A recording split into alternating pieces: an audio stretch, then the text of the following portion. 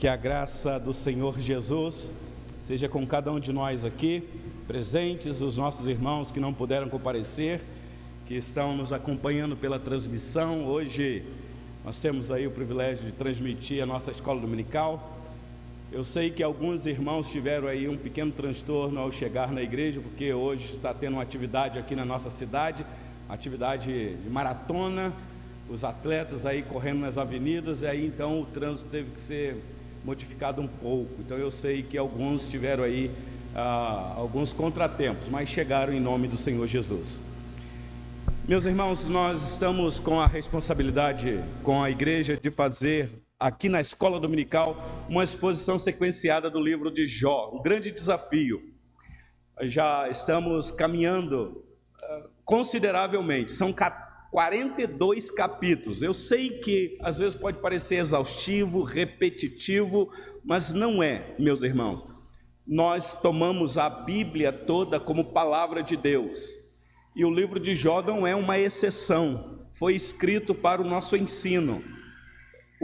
O grande problema é que nós temos pouco conhecimento deste livro. Então o objetivo nosso de trazer um estudo sequenciado aqui na igreja, na escola dominical, é dar conhecimento aos irmãos sobre este livro extraordinário, um livro bem instrutivo, um livro redentivo, um livro que nos apresenta um Deus que cuida dos seus apesar das aflições.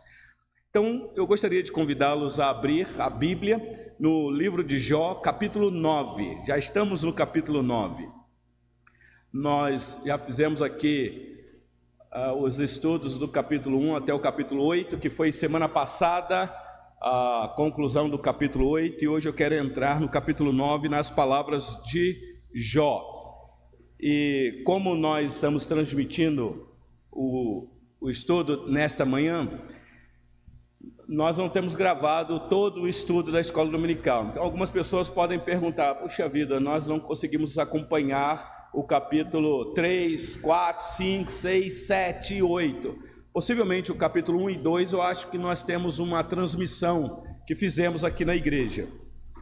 Então, só para situar os irmãos sobre o ponto que nós iremos trabalhar hoje, vocês devem lembrar que o livro de Jó apresenta a ação de Deus na vida do servo dele chamado Jó, a quem o próprio Senhor Deus conhece intimamente, porque a informação que nós temos pelo narrador do texto é que o Senhor Deus afirma que este servo, que é chamado Jó, é um homem íntegro, reto, temente a Deus e que se desvia do mal. Isto falado pelo próprio Senhor Deus. Nós temos a informação dada pelo narrador no capítulo 1, mas também nós temos a informação do próprio Deus falando de Jó. E eu tenho dito aqui, meus irmãos, que uma coisa é alguém ter um conceito sobre a nossa integridade, a nossa retidão. Agora, outra coisa é o próprio Deus. Como que o Senhor Deus nos vê? Porque Ele conhece toda a nossa estrutura, Ele nos conhece profundamente.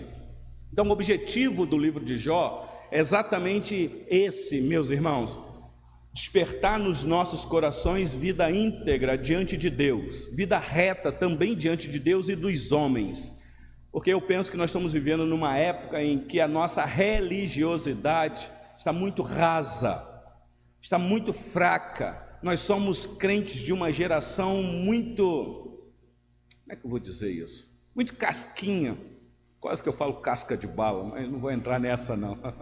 Mas uma geração que sente por qualquer coisa abala a nossa estrutura. E quando eu falo qualquer coisa, estou falando coisa rasa. Mas e quando vierem as coisas piores, mais pesadas, meus irmãos? Como que nós iremos nos comportar? Então o livro de Jó é bem instrutivo para nós, trazer conhecimento. Então o capítulo 1 e o capítulo 2, nós já vimos aqui Jó, um homem firme na fé que enfrenta as dificuldades. Ele perde os seus bens e os seus filhos, e ele ousa em dizer que o Senhor Deus deu e o Senhor Deus tomou. Vocês devem lembrar disso. Capítulo 2, segundo teste na vida de Jó, agora ele está acometido de enfermidades severas, úlceras malignas. Então a situação para o lado dele está crítica. A esposa dele, influenciada por Satanás, chega ao ponto de dizer: Jó, você ainda conserva íntegro, você ainda conserva a sua integridade? Amaldiçoa Deus e morre.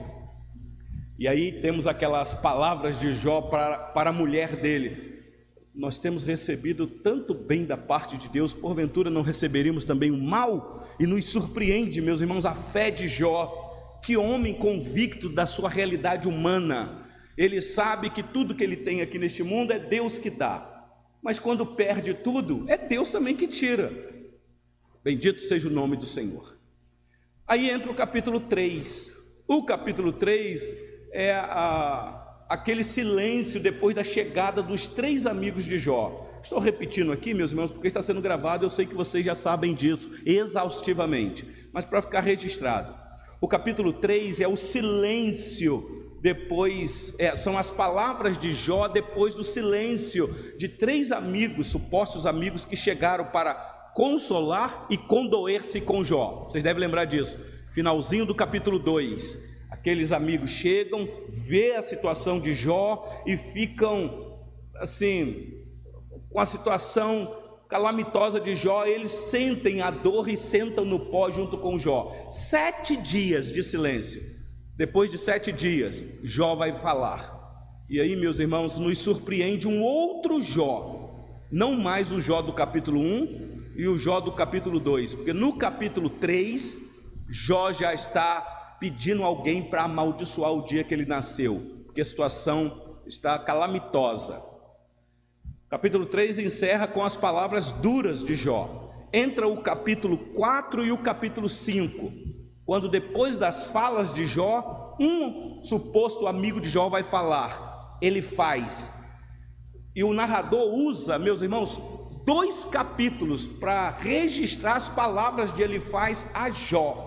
Capítulo 4 e capítulo 5, palavras duras para Jó, palavras que nós interpretamos aqui com vocês, influenciadas por Satanás.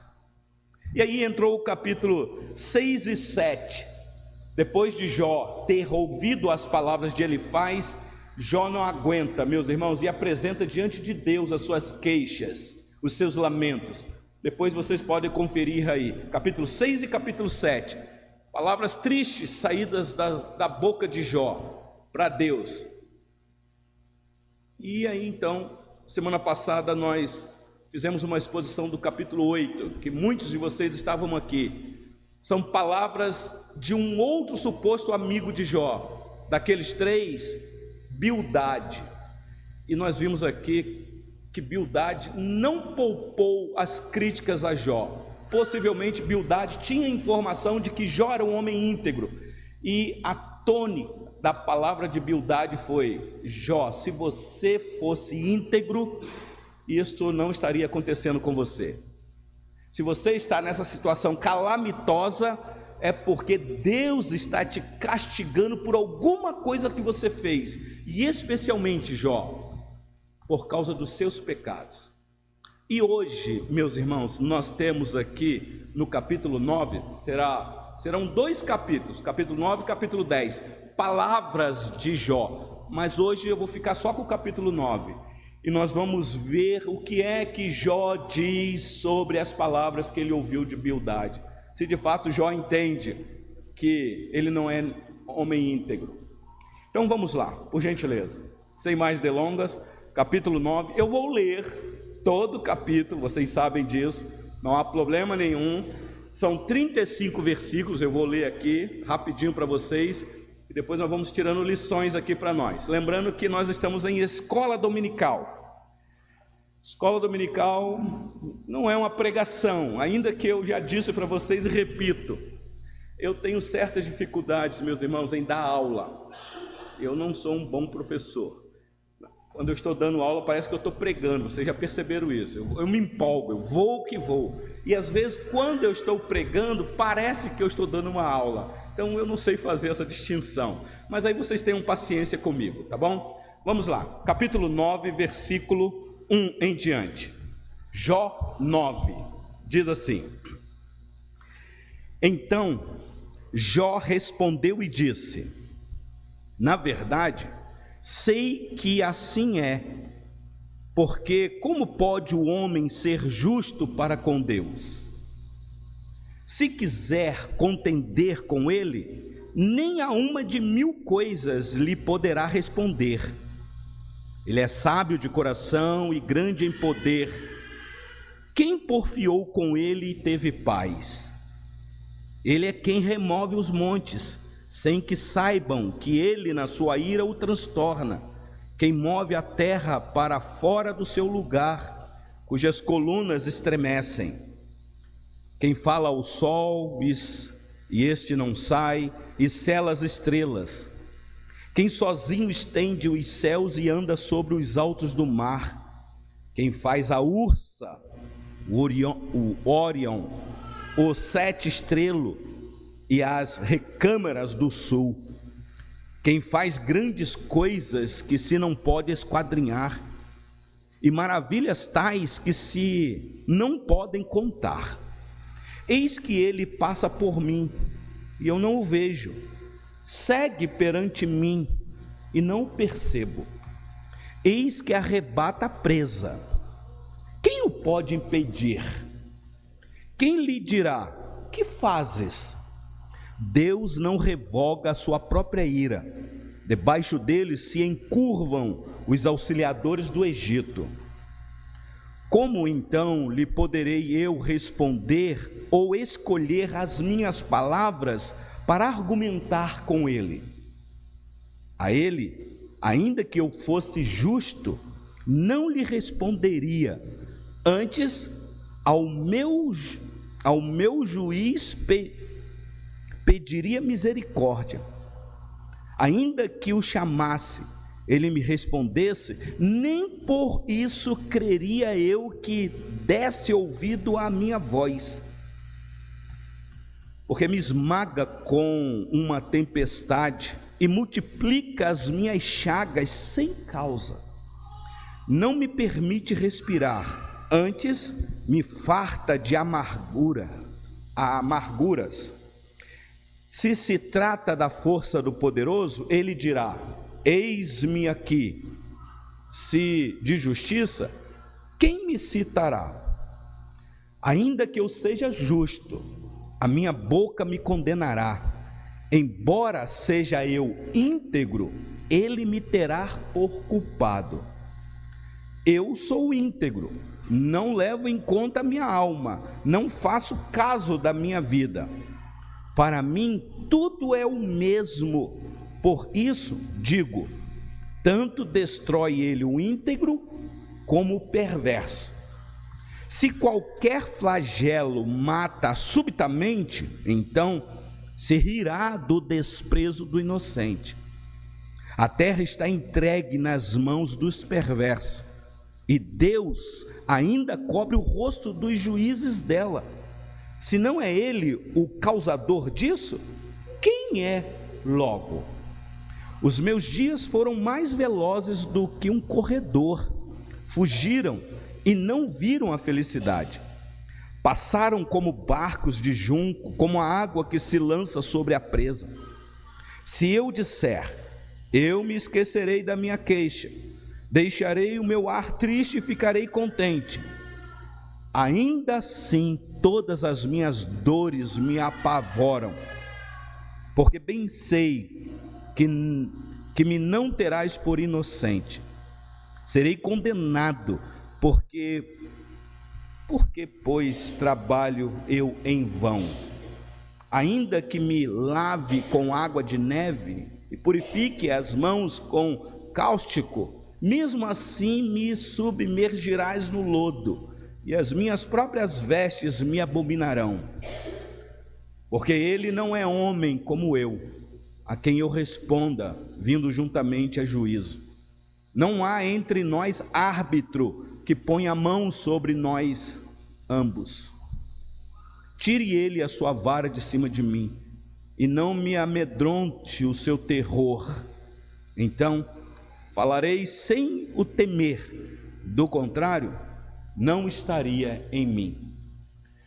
Meus irmãos, eu penso que tem muitas pessoas ou muitos cristãos que fogem do livro de Jó exatamente por conta dessas palavras. Porque numa leitura você lê e depois você fica pensando assim, que é isso? Qual é a sua visão, Jó, da realidade da sua existência no mundo e do Deus que controla todas as coisas? E aí a gente fica sem entender muitas coisas, meus irmãos.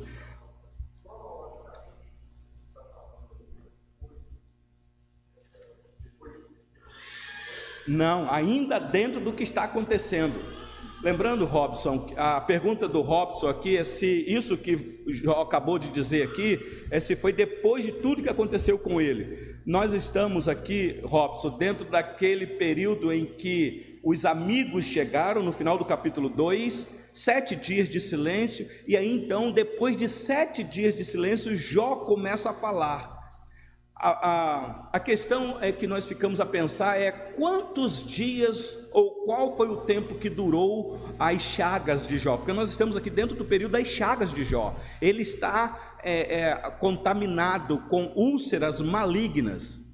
E o ponto aqui, Robson, é aquele segundo teste que o Senhor Deus fez com Jó, depois da conversa de Deus com Satanás, quando Satanás disse assim na cara de Deus, porque o Senhor Deus falou assim, Satanás, de onde vens? Aquela pergunta clássica, de rodear a terra e passear por ela. Aí o Senhor Deus, você viu lá o meu servo Jó? Ele conserva a sua integridade, ainda que você, Satanás, me incitou a fazer tudo isso com ele sem causa nenhuma.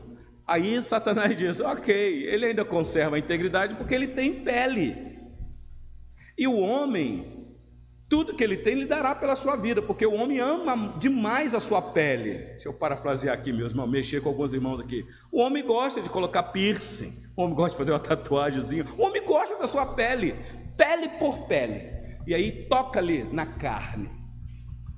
O Senhor Deus, assustadoramente para nós, atende o pedido de Satanás. Meus irmãos, sem causa nenhuma. Nós, quando passamos por esse momento, Robson, eu confesso para você que o meu coração ficou assim, por isso que a gente não compreende muitas coisas de Deus, a gente não compreende muitas coisas mesmo, mas algumas coisas nós podemos compreender, e a gente ficou a pensar, por que fazer isso com o servo do Senhor se não tinha causa? E aí, olhando para o que ele fez com o filho dele, nós começamos a compreender o porquê do sofrimento de Jó. E aí então o Senhor Deus disse, pode ir, Satanás, ele está nas tuas mãos. Satanás sai da presença do Senhor Deus, e o texto nos informa que Satanás cometeu em Jó úlceras malignas. Aliás, deixa eu ver esse texto aqui, Robson, deixa eu ver com vocês aqui. Olha comigo aí o capítulo 2, versículo 3, por gentileza. Capítulo 2, versículo 3. É o que eu acabei de citar aqui para vocês. Diz assim, está lá? Tá. Perguntou o Senhor a Satanás, observaste o meu servo Jó? Porque ninguém há na terra semelhante a ele, homem íntegro e reto, temente a Deus e que se desvia do mal. Ele conserva a sua integridade. Por que ele conserva? Porque o primeiro teste foi a perda dos bens e dos seus 10 filhos. Contudo, Jó conserva a sua integridade. Aí o Senhor Deus diz, embora me incitasses contra ele para o consumir sem causa. Puxa, Satanás incitar o Senhor Deus? E aí o versículo 4 diz, então Satanás respondeu ao Senhor, pele por pele, e tudo quanto o homem tem dará pela sua vida. Estende, porém, a mão, toca-lhe nos ossos e na carne, e verás se não blasfema contra ti na tua face. Disse o Senhor a Satanás, eis que ele está em teu poder, mas poupa-lhe a vida. Esse ponto aqui é muito significativo. Satanás tinha uma autorização limitada. E lembrando, meus irmãos, que por mais que seja a situação de Jó, ele não vai morrer. Jó está pedindo a morte, está achando que vai morrer, mas Jó não sabe que Deus disse que ele não vai morrer. E aí o versículo 7 é assustador. Então saiu Satanás da presença do Senhor e feriu a Jó de tumores malignos, desde a planta do pé até o alto da cabeça. Tumores malignos. Os estudiosos mais profundos desta parte diz que a doença de Jó era uma doença terminal. Era uma doença que, humanamente falando, não tinha volta. Possivelmente, alguns, se fosse hoje, os médicos já dariam sentença: olha, pode chamar os parentes, pode ir lá visitar ele, porque a qualquer momento Jó vai desfalecer, ele vai morrer. Então, Robson, nós estamos dentro desse período aí, que os amigos chegam para consolar e condoer-se, vê a situação de Jó e ficam em silêncio. Não sei o que houve nesses 7 dias de silêncio, a Bíblia não diz, a Bíblia também fica em silêncio. Só que depois de 7 dias entra o capítulo 3, Jó vai falar. E aí Jó já não vai mais bem dizer o nome do Senhor. Na verdade, Jó vai dizer: Senhor, por quê? Por quê? Por quê? E aí os amigos, também sem entender nada, fazem diagnósticos. Para mim, todos eles influenciados por Satanás. Se foi o próprio Satanás que trouxe as enfermidades para Jó, imagina a influência sobre os amigos. Então ele faz, já falou, Bildade já falou, e hoje Jó está respondendo as palavras de Bildade. Então eu vou fazer aqui um paralelo do que foi falado semana passada, para a gente entender a linha aqui do que está aqui no capítulo 9, tá bom, meus irmãos? Então vamos lá comigo. Então, deu para vocês pegarem aí? Hoje o estudo é resposta de Jó à acusação de Bildade, que disse que Jó não era íntegro. Esse é o ponto nosso aqui. Mas olha o versículo, volta aí para o capítulo 9, versículo 2. Vamos tentar descobrir o que é que Jó diz aí no versículo 2. Ele diz assim: na verdade, sei que assim é. Uai, Jó, sei que assim é? Que assim é o que, meus irmãos? O que é que Jó sabe que é assim? Vocês já fizeram alguma pesquisa sobre isso? O que é que ele está querendo dizer aqui? Bom, eu já dei a dica, é sobre as palavras de Bildade do capítulo 8, então você tem que ter ciência do que foi dito no capítulo 8. No capítulo 8, versículo 3, olha só, Robson, o que Bildade já disse. Diz assim: perverteria Deus o direito, ou perverteria o Todo-Poderoso a justiça? Bildade falou isso para Jó. Jó, você acha que Deus iria perverter o direito de alguém? Se você acha que por causa da sua integridade, que você é um homem reto, você tem algum direito? E se tem, Deus iria perverter esse direito? É uma pergunta que Bildade fez. Mas ainda no capítulo 20, capítulo 8, versículo 20, Bildade disse assim, Bildade é um dos amigos de Jó. Versículo 20: eis que Deus não rejeita o íntegro. Ué, ô Jó, você está se sentindo rejeitado? Então a conclusão é: você não é íntegro, porque Deus não rejeita o íntegro, ou ao íntegro. Ainda no versículo 13, Bildade disse assim, são só palavras de acusação, ou de acusações. Capítulo 8, versículo 13: são assim as veredas de todos quantos se esquecem de Deus, e a esperança do ímpio perecerá. Prestaram atenção? Bildade disse: olha, são assim as veredas de todos quantos se esquecem de Deus. Jó, você sabe o porquê que você está sofrendo dessa maneira? Porque Jó, alguma coisa na caminhada aconteceu e você se esqueceu de Deus, você esqueceu do Todo-Poderoso, você não foi grato com Deus. Por isso, Jó, a conclusão é: você não é íntegro. Vocês estão entendendo, meus irmãos? Essa é a conclusão de Bildade. Na verdade, não sei se vocês lembram, quando nós fizemos a exposição do capítulo 4 e 5, as palavras de Elifaz, disse a mesma coisa para Jó, só que de uma outra maneira. E eu disse para vocês que quando Bildade e Zofar for falar, eles vão seguir o conselho de Elifaz, porque Elifaz me parece que é o líder. E no capítulo 4, versículo 17, preste atenção nessas palavras de Elifaz aqui, 4:17. Seria porventura o mortal justo diante de Deus? Isso aqui são palavras de Elifaz para Jó. Seria acaso o homem puro diante do seu Criador? A mesma palavra. Claro que não há um justo sequer, parafraseando as palavras do apóstolo Paulo. Mas, meus irmãos, é claro que o homem que foi justificado, ele foi declarado justo diante de Deus. Então as palavras de Elifaz não são palavras tão verdadeiras assim. E Bildade vai na mesma batida, acusando Jó. Agora lembre de um detalhe, meus irmãos: quem é que está por detrás de Bildade e Elifaz? Satanás, não é?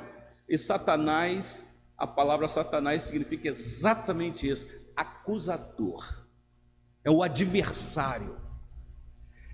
Então vamos lá. Então todos esses argumentos aqui são para provar que Jó não é íntegro. Jó não tem como, porque o livro apresentou Jó como um homem íntegro, o homem mais íntegro da terra, lá do Oriente não tinha ninguém igual. Então Satanás quer arrumar uma tese para mostrar que Jó não é íntegro.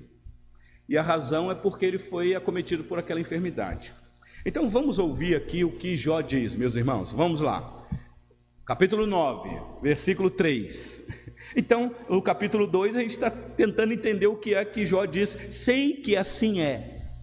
Mas o capítulo 9, no versículo 3, nós vamos ver aqui a soberania que Jó apresenta do Criador.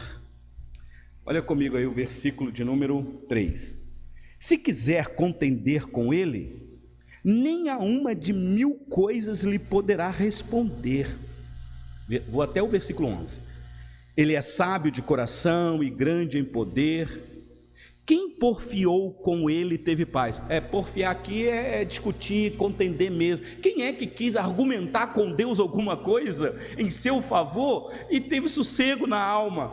Porque nós sabemos quem nós somos. Jó está dizendo, não adianta, nenhuma das minhas palavras com Deus irá mudar, porque ele é imutável. Versículo 5. Ele é quem remove os montes sem que saibam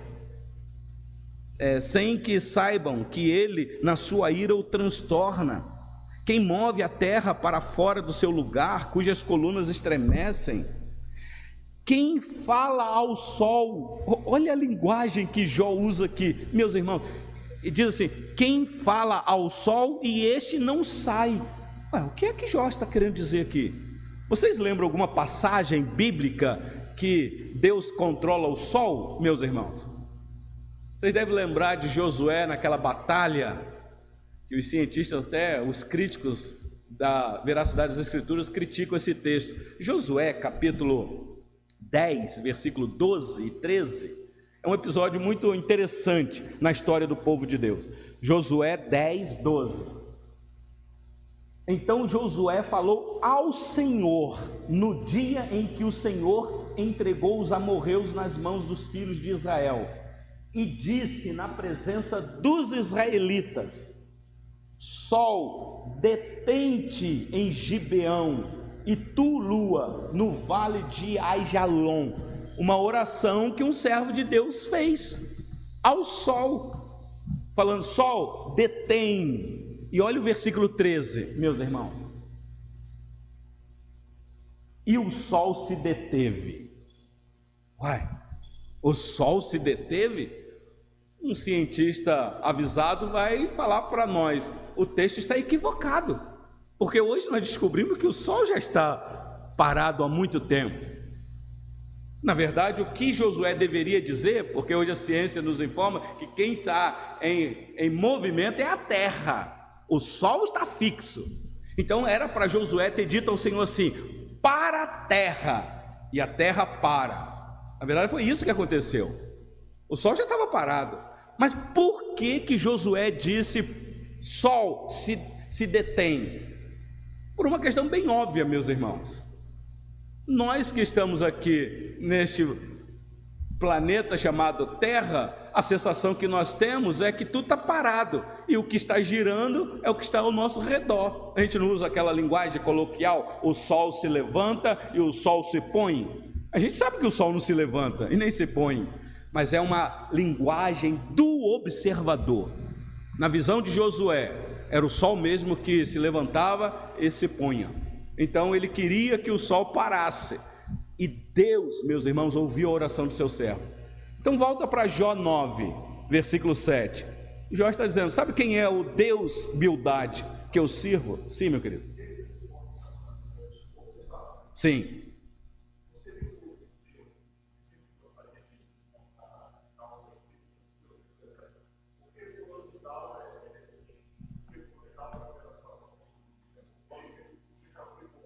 Ah, sim, a visão dele, né, do observador. Sim, exatamente.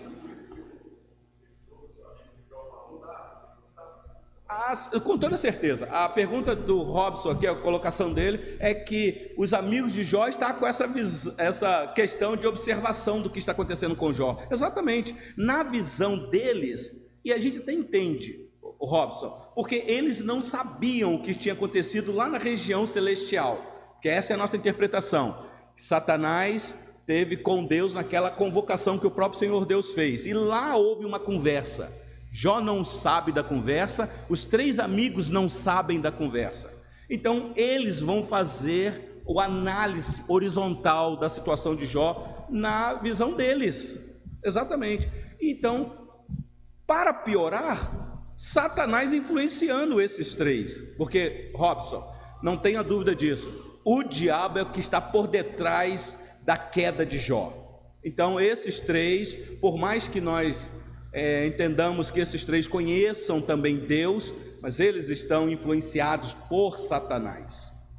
Então a visão equivocada deles, com toda certeza. Só que Jó também tem uma visão equivocada, mas Jó é um homem íntegro. Então agora ele apresenta esse Deus, meus irmãos, que é soberano, um Deus criador. E deixa eu falar uma coisa para vocês aqui, isso já nos ajuda em muitas coisas. Uma visão correta de quem Deus é, muda a nossa atitude aqui na terra.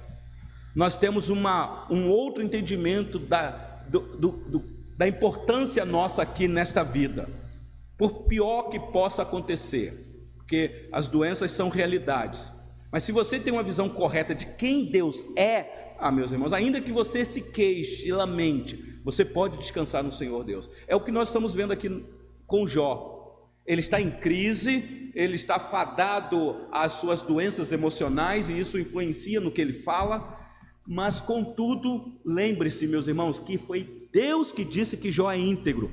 Então, com certeza, um homem ou uma mulher íntegra, por mais que ela sofra e fica perturbada com as suas emoções, a integridade dela diante de Deus conta muito. Então é isso que Jó está dizendo. Jó 9:7, falando de Deus: quem fala ao sol e este não sai, e sela as estrelas. Jó tinha um entendimento claro do cosmos, meus irmãos. Bom, aí no versículo 7, e sela as estrelas? Como assim, Jó? Qual é a visão que você tem de Deus sobre o universo? Possivelmente aquelas palavras do profeta Isaías. Vocês lembram? Isaías capítulo 40, versículo 26. Olha a visão do profeta: levantai ao alto aos olhos e vede, quem criou estas coisas? Aquele que faz sair os seus exércitos de estrelas, todas bem contadas, as quais ele chama pelo nome, por ser ele grande em força e forte em poder, nenhuma só vem a faltar. Meus irmãos, preste atenção num detalhe aqui. Se é verdade a informação que nós temos pelos cientistas, que hoje nós temos neste vasto universo mais estrelas do que grãos de areias em todos os desertos, em todas as praias do planeta Terra, então quem é esse Deus, meus irmãos, que chama as estrelas pelo nome e todas elas obedecem. Quem é esse Deus? E Jó tem essa informação. O Deus que eu sirvo é um Deus soberano, criador, que tem controle, que tem domínio sobre todas as coisas. Ainda em Salmo 147, versículo 4, o salmista expressa essa verdade. Olha só, Salmo 147, versículo 4, isso. Conta o número das estrelas, chamando-as todas pelo seu nome. Meus irmãos, chamando todas pelo seu nome, então isso significa que cada estrela, que nós não sabemos o número exato, mas tem um número finito, Deus conhece individualmente cada uma delas. Então imagine nós, que somos a coroa da criação, na hora do sofrimento, será que Deus não sabe quem nós somos ou o que passamos? Talvez é isso que Jó quer deixar de lição. Se esse Deus que domina o sol, as estrelas, não vai cuidar de mim, ainda que a minha mente está perturbada. Versículo 5, Salmo 147. Grande é o Senhor nosso e muito poderoso, o seu entendimento não se pode medir, e não se pode mesmo, meus irmãos. Você não consegue, com a tua mente limitada, entender os propósitos de Deus. Ele é insondável. Na verdade, Jó vai dizer isso. Vamos lá, para frente aqui. Deixa eu correr aqui que eu me empolgo. Se tiver alguma pergunta aí, vocês podem fazer, tá bom? Qualquer dúvida. Capítulo 9, versículo 8. Jó ainda continua apresentando a soberania de Deus. Quem sozinho estende os céus e anda sobre os altos do mar?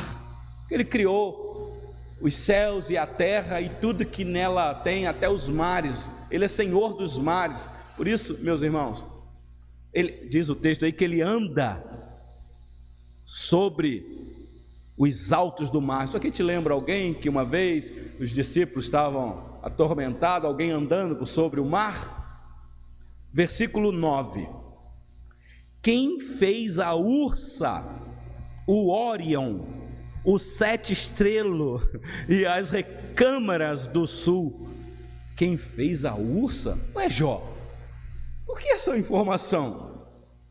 Meus irmãos, hoje que nós temos a revelação completa, os escritos para a gente poder fazer análise, hoje a gente pode imaginar, quando fala assim, quem fez a Ursa, o que é que te vem à mente? Vocês lembram desse episódio aqui, meus? Segundo o livro dos Reis, nós temos muito mais informação para poder entender algumas coisas na Bíblia, meus irmãos. Segundo o livro dos Reis, capítulo 2, Elias foi tomado aos céus, num redemoinho, depois que as duas carruagens de fogo, ou a carruagem de fogo separou Eliseu de Elias. Eliseu pega a capa que caiu de Elias, vocês lembram disso? Ele tem que voltar, o Rio Jordão está no caminho, ele bate no Rio Jordão da mesma maneira que Elias bateu, o rio abre e ele passa, e ele está voltando para a região que ele veio, Samaria, possivelmente.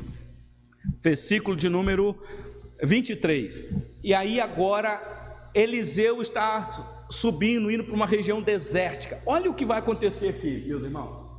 Então subiu dali a Betel, e indo o profeta Eliseu, pelo caminho, uns rapazinhos saíram da cidade e zombavam dele, e diziam-lhe, sobe calvo, sobe calvo. Vocês sabem por que primeiro você tem que saber quem são esses rapazinhos. Não são crianças, tá bom, meu irmão? São gente com consciência, jovens, gente perversa, uma gangue, gente que não tem compromisso com a responsabilidade. Porque ele está dizendo sobe calvo? Possivelmente, é uma das interpretações, o profeta Eliseu era careca, ou ele fez algum voto, alguma coisa, raspou a cabeça. Por que ele disse sobe? Porque Eliseu acabou de ver Elias subindo no redemoinho, e Eliseu ficou. Isso, deboche, exatamente. Você também não é profeta? Eu quero ver você subir também para o céu, igual subiu Elias. Sobe, calvo, sobe. Versículo de número 24. Virando-se ele para trás, o profeta, virando-se para trás, viu-os e os amaldiçoou em nome do Senhor. Então 2 ursas saíram do bosque e despedaçaram 42 deles. Eu imagino. Sim. Não, jovens, jovem para adulto, com toda certeza. Pode ser, mas eu já vou mais longe um pouquinho. Já gente com uma responsabilidade pessoal. Então, eu penso que 42, não queira espiritualizar o número ali não. Para mim tinha mais. Possivelmente muitos correram e as ursas pegaram 42 e despedaçaram. Meus irmãos, ursas? Por que ursas? Lembra que foi depois de uma oração que o profeta fez. Ninguém imaginava que ali por perto, e aí você já imagina qual seja a região. Possivelmente uma região desértica, de não muito movimento de metrópole, de grande cidade, ou de movimento de comunidade. Então isso dá-nos a entender que esses rapazinhos já estavam seguindo o profeta, e eles estavam com alguma intenção, esperando chegar em algum lugar mais deserto, para poder fazer alguma coisa com ele. E aí então, quando o profeta virou para trás e viu aquilo, só restou uma saída para o profeta: clamar a Deus por socorro. Lembra que o profeta não orou para as ursas virem sobre os rapazes, mas o profeta amaldiçoou, e o Senhor fez sair do mato, possivelmente, 2 ursas. Alguns dizem que essas ursas estavam cuidando dos filhotes, e ursas com filhotes ficam furiosas. Eu não sei, o texto não explica isso. O ponto é que elas saíram e despedaçaram esses rapazes. Exatamente. Isso aí.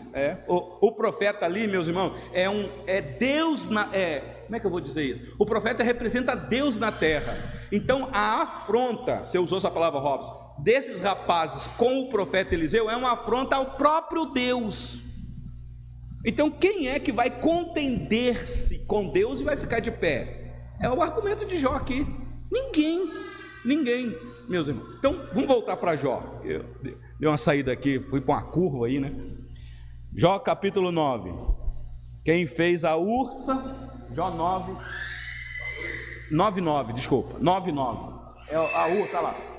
Deu para você entender por que talvez ele usou a ursa aqui? Pode ser que seja. Sim, Jair.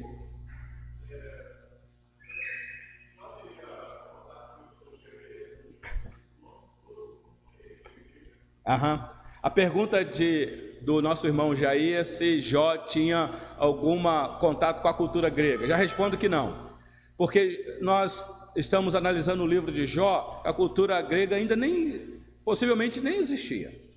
Possivelmente. Jó aqui está no período diluviano, mas não muito longe de perto do dilúvio. Possivelmente aqui depois que Noé já cultivou a vinha. Nós não temos ciência exata. Sim, isso sim, porque o livro foi escrito depois. Jó viveu muito antes, mas nós não sabemos quem é o autor. Possivelmente, se o autor for Moisés, aí dá para a gente entender algumas coisas.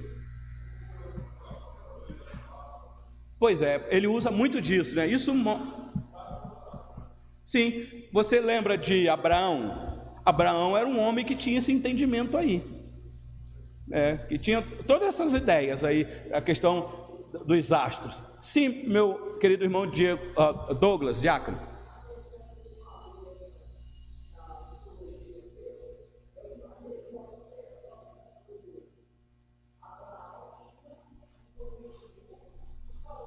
Sim. Exatamente. Sim. O que o nosso irmão Douglas está dizendo é que Abraão, tendo uma visão muito clara sobre essas questões, Deus chama esse homem, e vocês sabem que Abraão passou um tempo no Egito, e há um entendimento de muitos estudiosos que Abraão foi que influenciou a cultura egípcia com essa visão aí. Com toda certeza. Então, um homem que Deus levantou com uma sabedoria que a gente nem imagina e que influenciou toda uma cultura. E vocês aí vão entender por que é que o Senhor Deus permitiu que o seu povo fosse escravo debaixo desse regime egípcio, que ficaram lá mais de 400 anos. E Deus escolhe um hebreu que aprendeu no berço do saber da época lá no Egito, que foi Moisés, possivelmente juntamente com Arão, que tinham grandes conhecimentos sobre essas coisas. E alguns dizem que o livro de Jó foi escrito por Moisés. Não temos essa informação. Josué depois, porque Josué é sucessor de Moisés. Não, aquela questão que eu mostrei de Josué, que houve um período na história que Josué, possivelmente tendo esse conhecimento todo, ora ao Senhor Deus para o sol parar. Ele era influenciado também, porque Josué era discípulo de Moisés. Vamos lá, meus irmãos, seguindo aqui para frente com o texto de Jó, Jó 9:10, rapidinho. Eu falei que até o 11 aí, né, que o Jó está apresentando a soberania de Deus.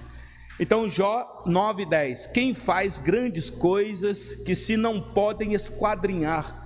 Olha o que Jó disse, meus irmãos. Ele está dizendo, Bildade, é como se Jó dizendo para Bildade, sabe quem é o nosso Deus? O nosso Deus é aquele que faz grandes coisas que não se pode esquadrinhar. Quem é que pode entender o que ele faz? Quem é que pode questionar o que ele faz? Aliás, nós somos influenciados para conhecer as palavras de Jó no final do livro. Vocês lembram do capítulo 42, no versículo 3? Gentileza, minha irmã. Jó 42, 3, nós vamos chegar lá. Jó já disse assim, quem é aquele, como disseste, que sem conhecimento encobre o conselho?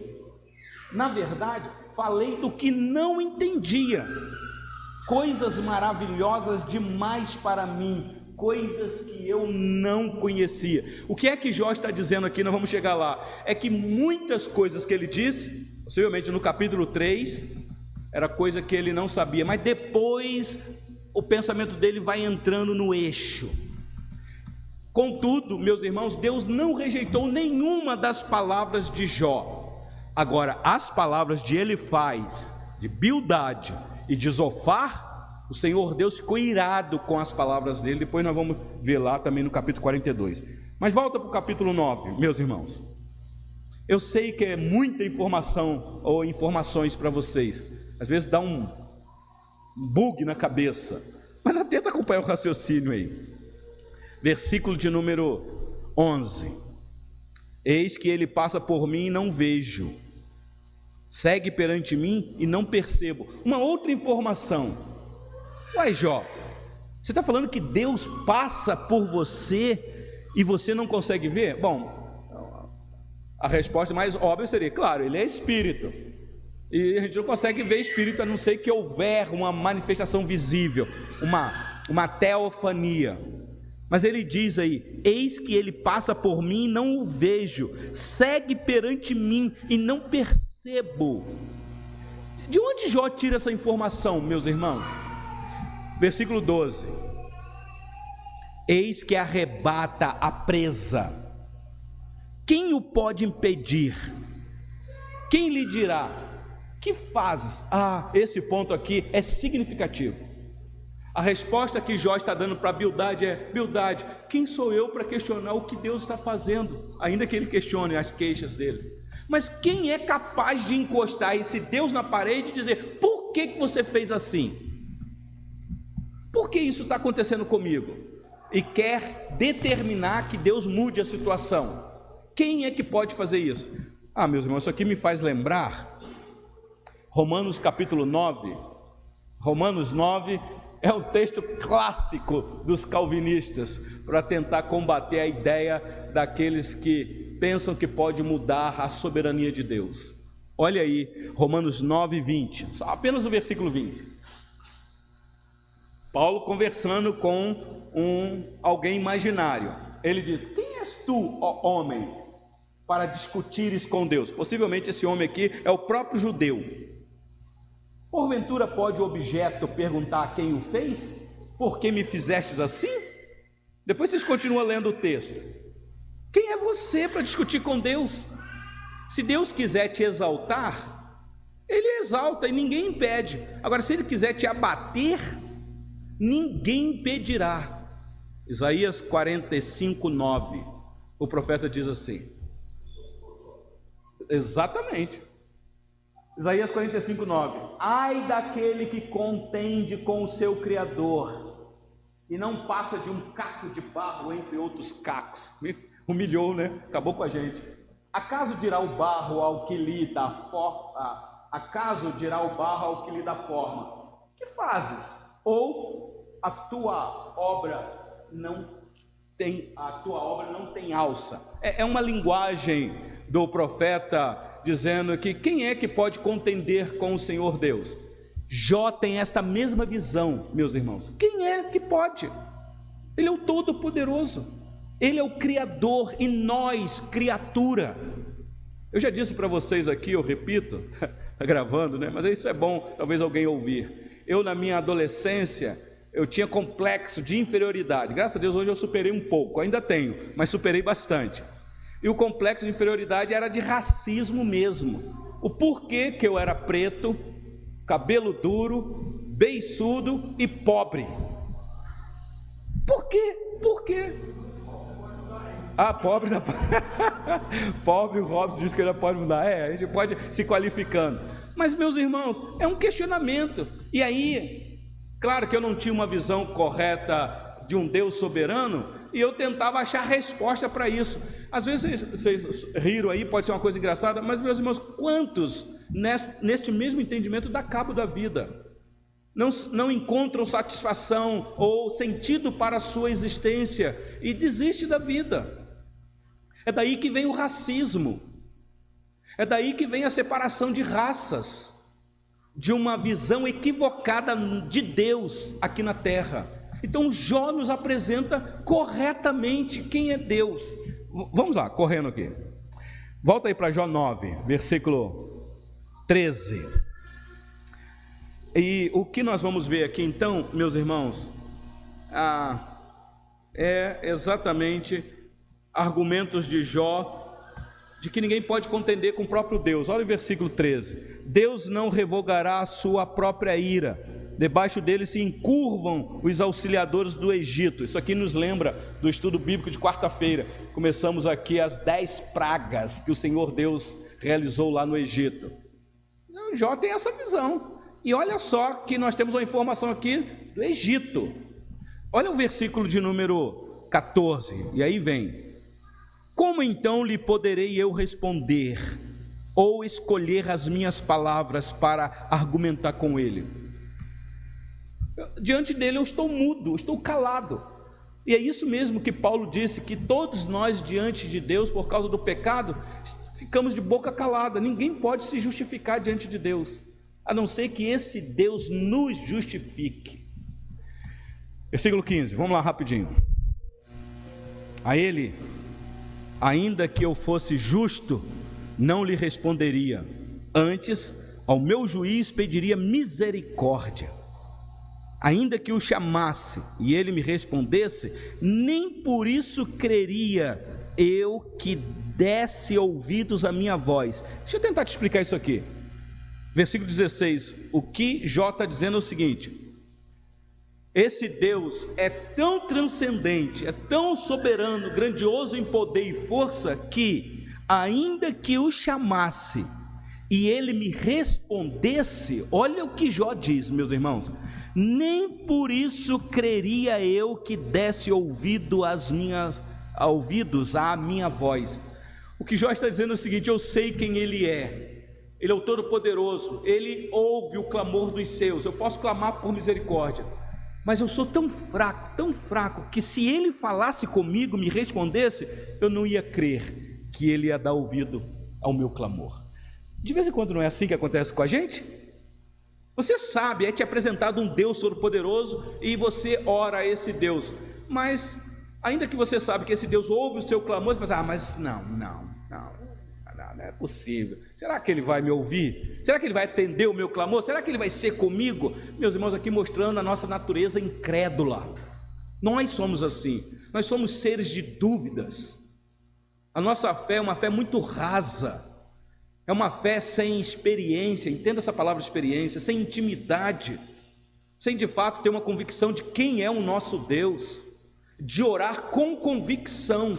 Não estou dizendo orar com determinação, porque às vezes você pode entender, o pastor está mandando eu determinar, eu decretar. Não é isso, mas você tem que ter convicção do Deus que você serve, a quem você clama, e orar com convicção, porque esse Deus é poderoso. Vamos lá rapidinho, versículo 17 em diante. Porque me esmagas como uma tempestade e multiplica as minhas chagas sem causa.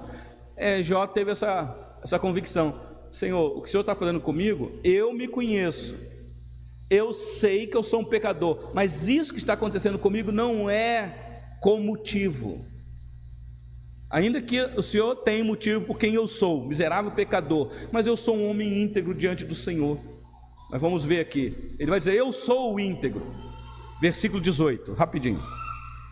Não me permite respirar, antes me farta de amarguras. Se se trata da força do poderoso, ele dirá: eis-me aqui. Se de justiça, quem me citará? Versículo 20. Ainda que eu seja justo, a minha boca me condenará. Embora seja eu íntegro, ele me terá por culpado. Versículo 21. Eu sou íntegro, não levo em conta a minha alma, não faço caso da minha vida. Opa, essa informação é significativa. Você lembra que foi Deus que disse que Jó é íntegro? Mas quem é que está duvidando da integridade de Jó? Satanás, os amigos, mas Satanás quem está influenciando os amigos. E Bildade acabou de dizer: você não é íntegro, coisa nenhuma, Jó. Ele está dizendo: não, eu sou sim. Eu tenho a minha própria experiência, eu sei da minha intimidade com Deus. E aqui, meus irmãos, esse é um ponto muito importante na vida do cristão. Isso é uma questão muito particular, é você ter consciência de quem é você diante de Deus, e não importa mais o que os outros digam, porque hoje o que derruba cada um de nós é o que falam da gente. A gente dá ouvido para muitas coisas, e aí a gente fica abatido, deprimido, desanimado. O que foi? Fulano falou de mim isso. E é verdade? Não. Você está sofrendo porque falou isso de você? Deus te conhece, você tem consciência de quem você é? Tem. Então, levanta a cabeça. Então Jó está dizendo: não, eu sou íntegro. Versículo 24. Na verdade é o 22, né? 22. Para mim tudo é o mesmo, por isso digo: tanto destrói ele o íntegro como o perverso. Se qualquer flagelo mata subitamente, então se rirá do desprezo do inocente. Eu queria tanto ter tempo para explicar para vocês a crise de Jó aqui.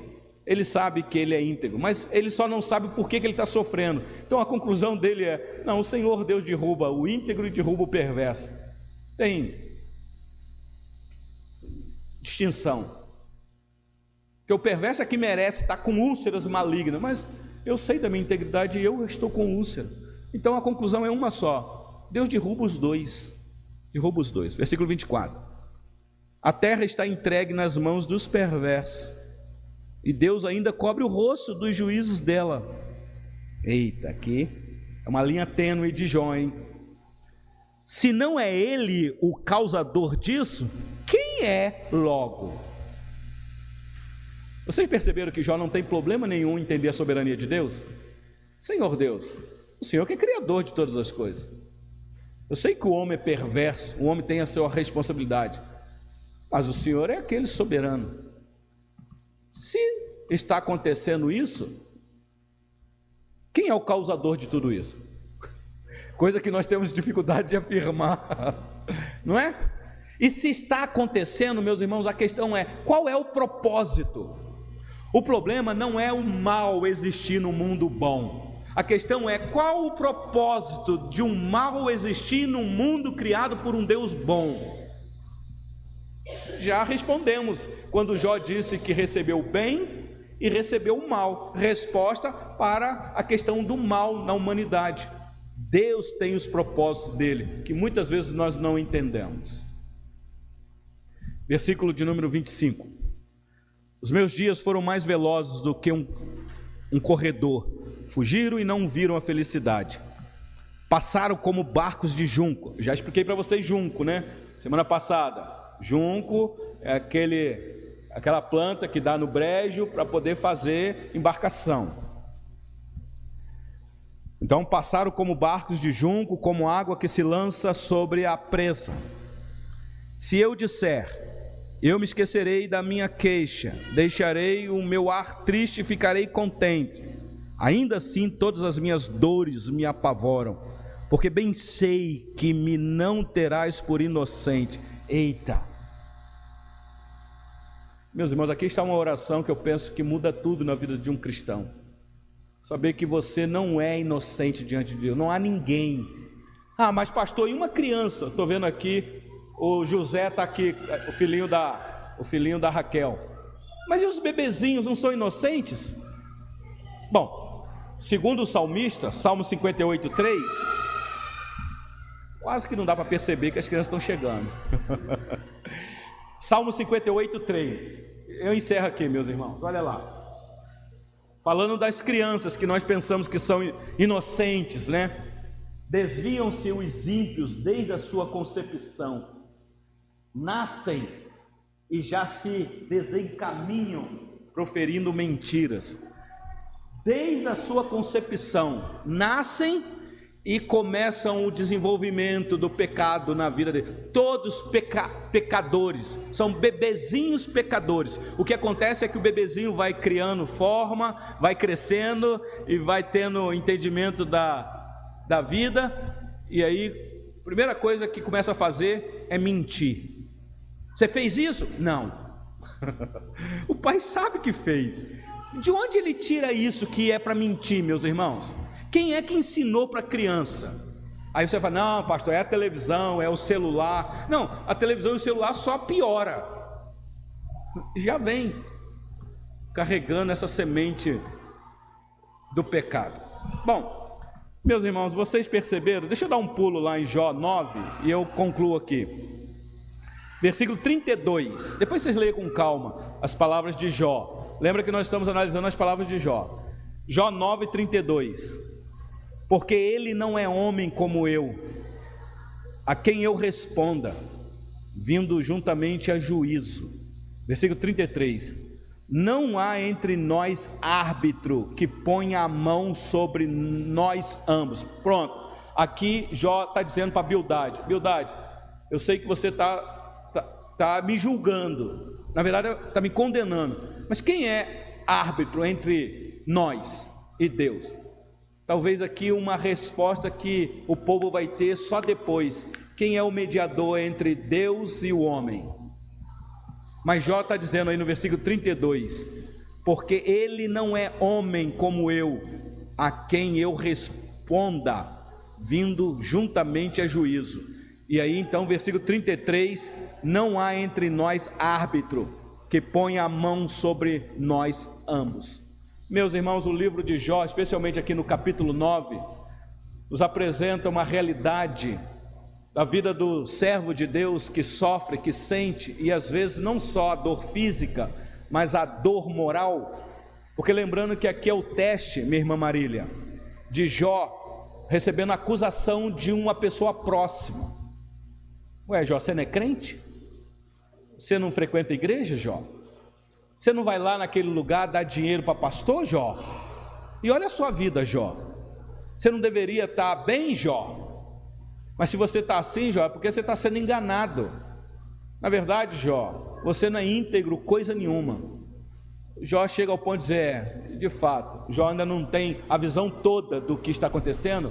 De fato eu sou íntegro, mas Deus é que derruba o íntegro e o perverso. Eu não tenho um mediador entre mim e ele, um árbitro, um juiz. Mas hoje, meus irmãos, para nós, talvez a lição seja essa: ainda que você receba acusação, que alguém venha querer acabar com a sua reputação, e você nem entenda, porque você não tem todas as respostas, ainda que você venha a definhar com doenças, como alguns irmãos nossos tem enfrentado isso. Contudo, meus irmãos, hoje nós sabemos que nós temos sim um juiz, justo juiz, um mediador entre nós e Deus, alguém que veio e morreu e sofreu, e experimentou todos os tumores malignos que era sobre nós, e não tumores malignos físicos, mas tumores malignos espirituais, tumores que faziam com que nós iríamos morrer espiritualmente fadado ao inferno, e o Senhor Jesus recebe no seu corpo esta enfermidade.